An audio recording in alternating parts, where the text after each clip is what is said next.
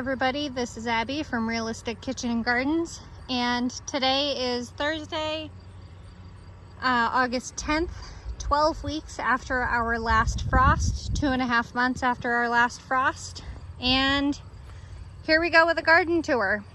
So, gonna go in row order. Before I do that, wildflower garden with the calendula and lemon balm and all that, no change.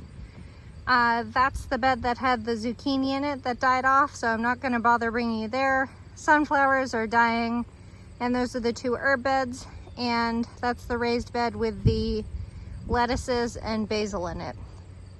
So there. Oh, and there are the raspberries that are doing actually pretty well, impressively. So, row A, still have this absolutely beautiful great big dill head. I do have some more pickles to do, but I don't like to do dill heads in it. This one is actually a really nice one. It has multiple little bloom heads off it. Hasn't been touched by any insects. So there's that. My Hungarian semi-hot block wax, whatever it is finally recovered, I guess, from being knocked over by something digging under it. And it has a couple small fruit on it, and I don't know what to say about these two red purple opal basils. I mean, it's really succulent-y, and they're really hardy. They don't get sunburned, and they don't really seem to get bothered by Japanese beetles. Like, I have another plant that's kind of buried in with the tomatoes, and I don't know if they just don't recognize it as a basil or what, but not bad.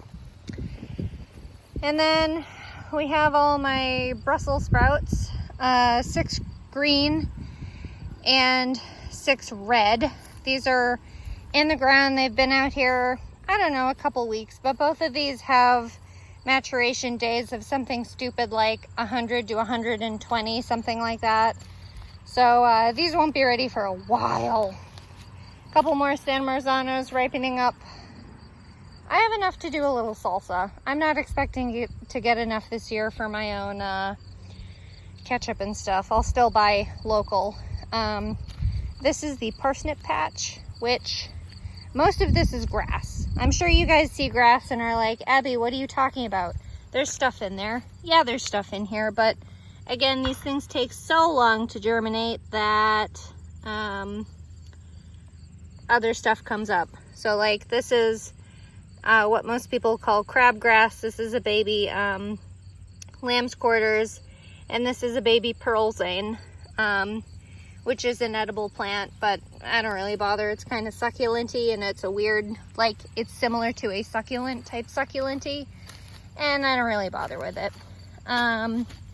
This can take 3 to 4 weeks to germinate in an ideal world. And baby parsnips look like grass when they germinate. I'm trying to see if I can find any that might actually be parsnip. This might be, maybe, or it might be grass. It's hard to tell it until it starts spitting out a leaf. I know I saw a carrot, so let me go see if I can find the carrot. So again, this is 4 little strings of carrot, and the parsnips are only 3 little strings. So these, trying to find, I just saw one. Well, here's a good one. Here's a nice big one. This is a carrot.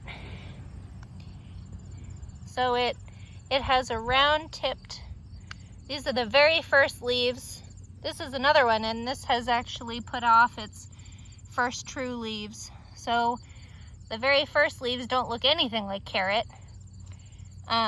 But it sprawls out so sideways, and the stem is so thin and boring looking, and then when it sprouts its first true leaves, you can really tell it's a carrot. Now the other problem is that I get a lot of poison hemlock, which will kill you, and poison hemlock looks like a carrot. The root looks like a carrot, looks like a white carrot, and the leaves look like kind of like a carrot, but you can actually tell. So along row B, which will soon turn into C once so this will be, I keep doing this to you guys. This is A. This was B. This was where the onions were.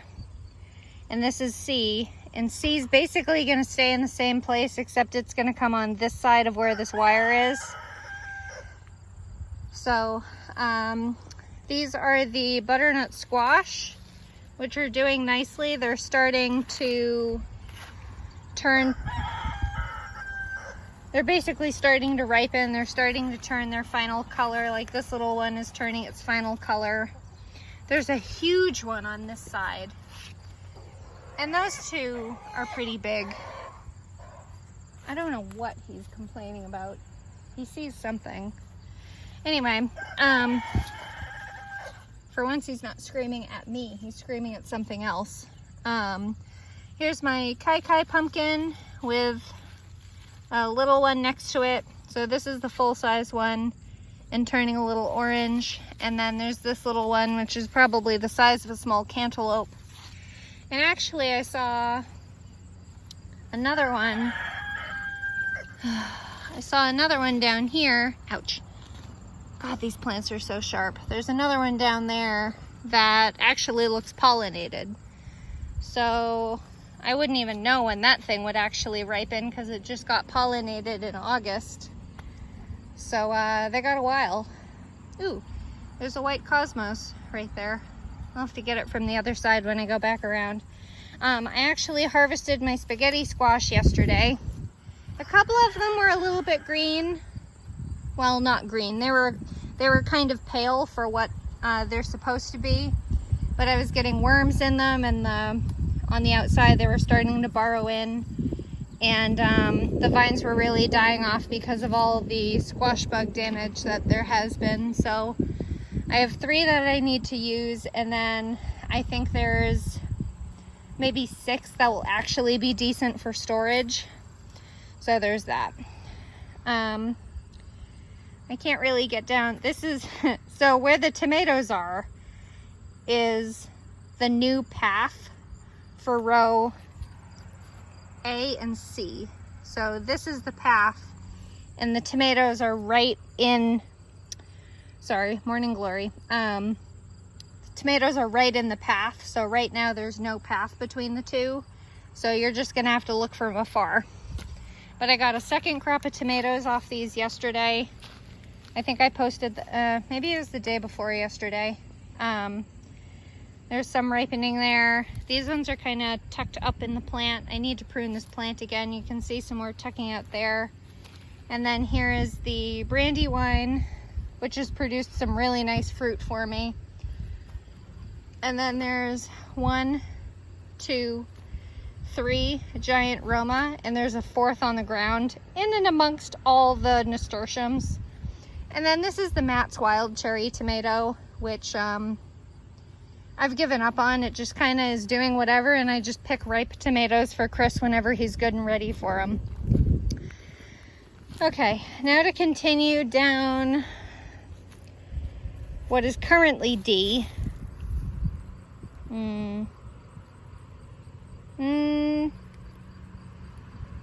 Yeah, no, C, currently C. The tomatoes are technically in B, so I'm kind of going back and forth.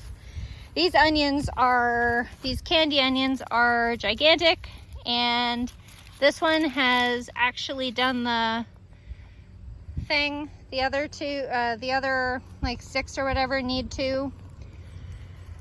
And I'll show you these while I'm over here. This is my celery root celeriac. And I was just doing an inspection before I remembered I was supposed to take a video for y'all. And look at all these caterpillars. These are black swallowtail caterpillars. I've found like 5 of them. Actually, there's another little teeny tiny. There's a good couple big ones. There's another one. I mean, I'm not really using this. I just kind of harvest whatever, like this. This is called a lateral stalk. So when it falls down off the bulb, I pull it off. But there's so many of these caterpillars, and I feel kind of guilty harvesting these. because I knew they would. So their host plant is supposed to be fennel, dill, and what's the other one? Fennel, dill, oh, parsley. But they're all of those are in the carrot family. And actually so is celery and celeriac. They're in the carrot family too. So I'm not surprised they'll use them. But anyway, onions, celery root. This is my biggest celery root, and I'm really tempted to pick them. And I just noticed all these things on the ground. They're peas. They're and this one, these are the Oregon sugar snow peas that dried off the plants that were planted along here as companions for the celery root. And this one has dried, gone through the whole life cycle, dried, and since it's been on the ground, it's sprouted. Nature doesn't give up, man, and I love it. Anyway, that's the largest celery root I have, and I'm really tempted to pull it because it will get woody if it gets too old. Back on to C, I have the peppers. This is Prism. There's a good number of fruits. They're little, what they call lunchbox peppers, so they're real little. This is, what is it? Golden Star. It's a yellow sweet bell pepper. I have a few on that one. Oh, I'm excited to show you these. These are the Velour, V-E-L-O-U-R, purple pod green beans, bush beans, and they're big. These are only, what, 2 weeks old now? They sprouted and coming up fast. I mean, they love this hot weather, and we've gotten an inch of rain in the last week and almost 2 inches before that, so they're well taken care of. Here is one of the 2 actual producing and surviving Orange Sun and Jupiter bell peppers. This is the biggest one, which is pretty big, but I want to see what color it ripens to because I'm curious. I don't think I'm going to keep these plants. Like, you can overwinter bell peppers, but I just don't want to. So they'll be either red or orange. Another giant basil. It looks like the invasion of Japanese beetles has finally ended for the season. And here is the other Orange Sun and Jupiter. Again, another couple big peppers on it that I'm gonna try to leave at least one on the plant to see if it'll produce and show me. Here are the giant petunias that are a bee highway, and here is my chaos tunnel Morning Glory that hasn't produced a single bloody flower yet. So I don't think I'll bother planting those next year. Might as well plant Cardinal Climber Vine in there next year. At least then I know it'll flower. I'll get down there, but basically for effect, somewhere in there, that was the Natasha potatoes. And then from down around there over to here was Corolla potato that I harvested 38 pounds of and canned 27 pints. And 1 pint is 4 cups worth of food, basically. And this is Rocky Mountain Russet. And again, I'm harvesting these for storage potatoes. So you let the plants completely die off, wait 2 to 3 weeks, and then you harvest the potato. But then you cure them for a couple more weeks, and that's when you have good storage potatoes. So that's why potatoes are so darn expensive. Okay, this is Telegraph. Sorry, it's been a minute. Telegraph slicer cucumber. A lot of these have died off because of how intense the cucumber beetle damage is. For effect, there's a cucumber beetle now.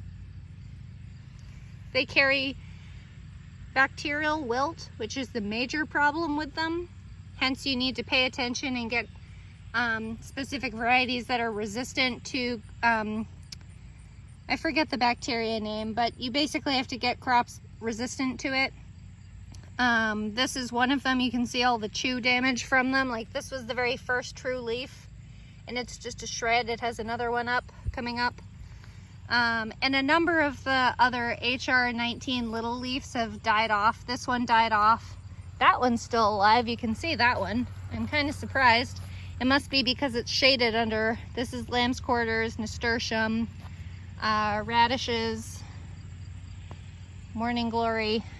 This garden is going to be a crapshoot to clean in the fall or whenever everything dies off. Yeah, I don't think anything else has lived through here. I mean, I've let this little section go because of so many of the cucumbers have died off. There's a dill, a little bit of dill that might be chewed on by a caterpillar also, which is all right. I use them more as I use the dill in here more as like a protection crop for the cucumbers, but my problem is they're just not taking root well, and it's probably because I did peas in here first, which are legumes, but I didn't till the legume plants under, so all the nutrients. Peas are heavy feeders too, so all the nutrients were taken out to feed the peas and not put back in the ground. So there's not as many nutrients up against this trellis compared to like right out here at the edge of the bed, like where the nasturtiums are growing. And this is a radish getting ready to flower. And yeah, that's about it. There's one, I think that's the only HR19 little leaf cucumber left. I am not growing these again. I mean, all cucumbers were a dud this year, but especially those. I got one stupid little cucumber that was this big. Not worth it.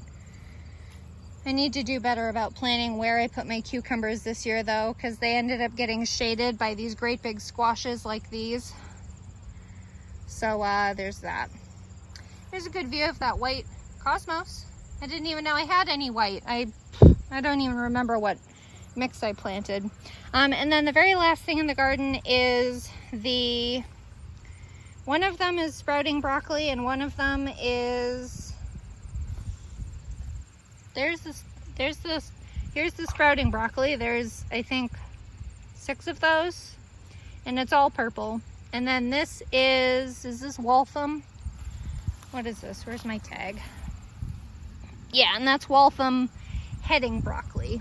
So these are getting a little tall for these. Broccoli does get tall, but I need to get better about covering them, because in the heat, broccoli, well, they do that. They call what's bolting. They do what is called bolting.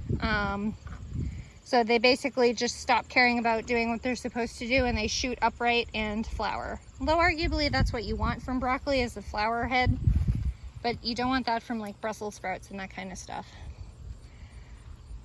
Say hi, chickens. Look at that giant rooster I have now. There's Leo, who's my head rooster. And that is, well, this rooster back here is only 3 months old, and he hatched, or he wasn't hatched here, but that's Mama. She's the one that went broody back in May, and she adopted these chicks, all these blackbirds. She adopted all of them as her own chicks because they were only like 2 days old. But now I have a second rooster who doesn't know how to be a bird. Right, Leo? Yeah, he's a good boy when he's fed, or when he thinks he's fed. Are you charging my shoes? No? Okay. And let me just give you a look down here. This is, I think, what do I keep doing this. It's either G or H. This is the row that's going to be garlic, and that's all either tiller radish or buckwheat, or both. I don't know what baby buckwheat looks like.